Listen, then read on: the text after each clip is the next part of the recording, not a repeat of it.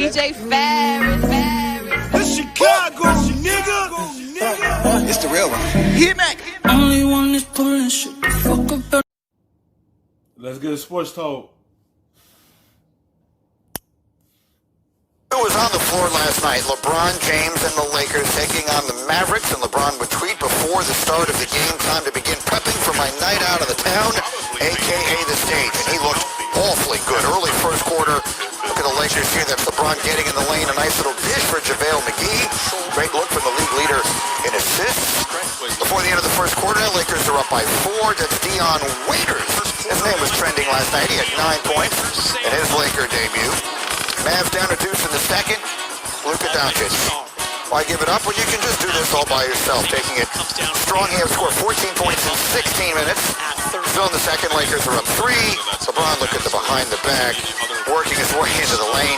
That's up and good. Lakers up a deuce. We're late in the half now. Lakers lead is 6. That's LeBron. That's Dwight Howard. Lakers firing on all cylinders. Less than a minute to go. Now in the first half, the Lakers were leading up by 11. We got LeBron with an errant alley-oop. We got LeBron with liftoff. 12 points in 15 minutes for LeBron James. He wouldn't play in the second half. The J.R. Smith would, however. Yeah, there's J.R. J.R. would score 6. His first bucket since 2018.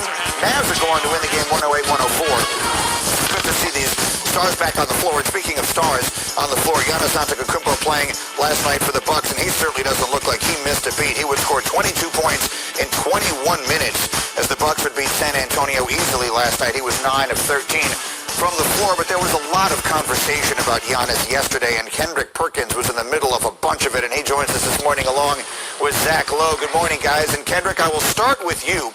What do you believe we need to see from the Milwaukee Bucks this summer to assure that their future goes the way they want it to go? Well, listen, Granny, with the Milwaukee Bucks, with them having the best record both in two seasons in a row, they have to make it to the NBA Finals. Most definitely. You can't continue being a regular season team that have a lot of success, but when it comes playoff time, y'all crumble up.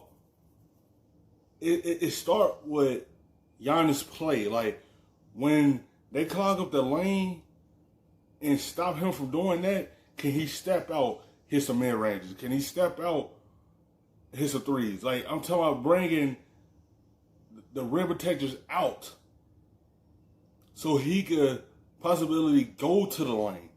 But if they clog up the lane and stop him from doing that, that's when Milwaukee struggles, because he can't do what he normally do like he do in the regular season. But I feel like they built a team around him to be able to, when he's struggling, he got Chris Middleton there. I feel like he could do enough, but they need Giannis to be able to be the same guy he is in the regular season. And they do have to get to the finals. It can't be, oh, we have a good year in the regular season, then get to the playoffs and then stank it up.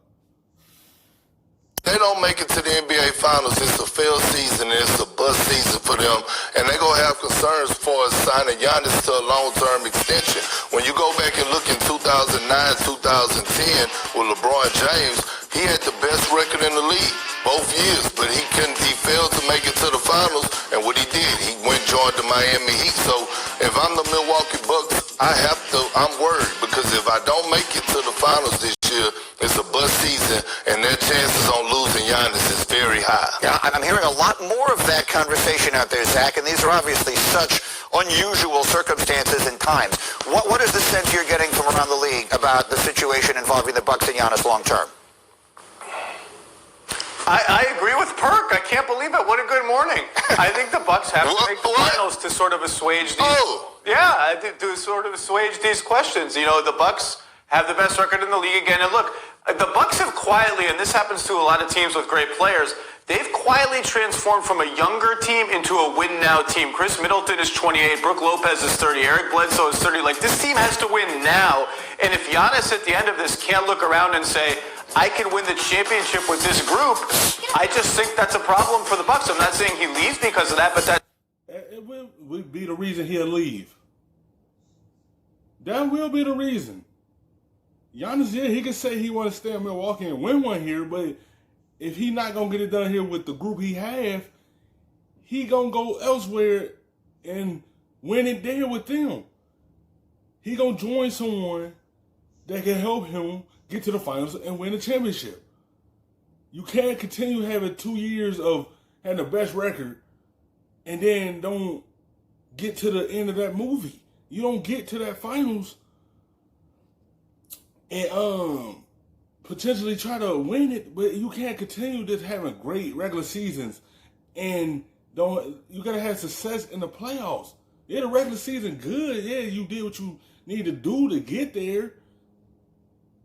You know, but you can't continue this winning regular season and then continue going to the playoffs and not getting that job done. It's a failed season, and he can say what he want, but he's not gonna want to be there with that group. You see what he just said? Chris Middleton is 28.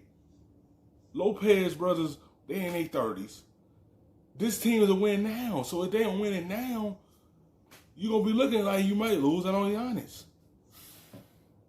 Certainly tilts the equation a little bit. Perk, let me ask you this.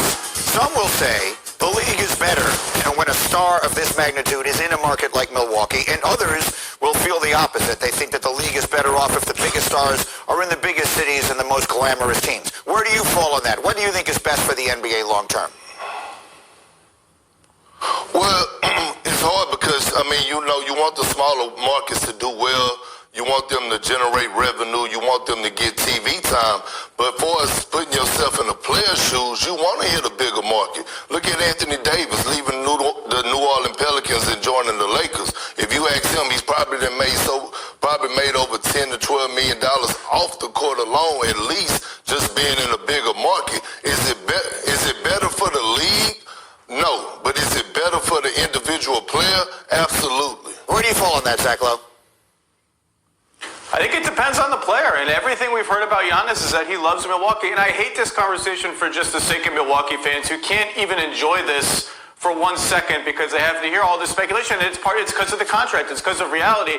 The other thing is, small market, big market, whatever, I do think there is something about a guy staying in any market for his entire career. When Dirk Nowitzki won a championship, it meant a little bit more to the average NBA fan, to his team, to his city, because he stuck it out in Dallas, which is a big market, not a small one. So I kind of like when guys, it's a magical story when guys stick around in one market. It just is. I agree.